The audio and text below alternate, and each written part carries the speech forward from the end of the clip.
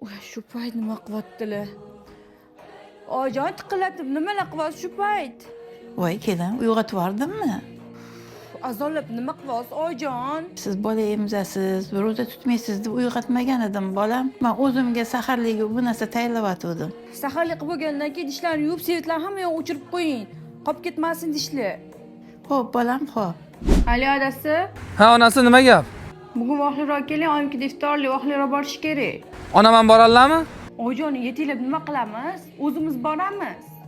Ha, bo'pti, kiyim tur, hozir boraman. Men kelib yaxshi qilibsan, kel oqa. Voy oyijon, men biram sog'inib ketdim sizni. Siz yaxshi ko'rgan xurmo bilan Napoleonni olib keldim oyijon. Ona, iftor mahalam bo'lib qoldi, keliningiz ko'rinmayapti. Dasturxoningiz ham tayyorlanmagan hali. Voy qizim, biz qudamlikka iftorlikka ketyotgandik. Kelin bilan birga kiyinib poylab turdik. Endi sen kelib qolding. Men iftorlikka bormayman. Tura qol qizim, bu narsa tayyorlab maza qilib choy ichamiz. Ha, xo'p, oyi unda. Hozir siz o'tiravering, men o'zim tayyorlab tashlayman.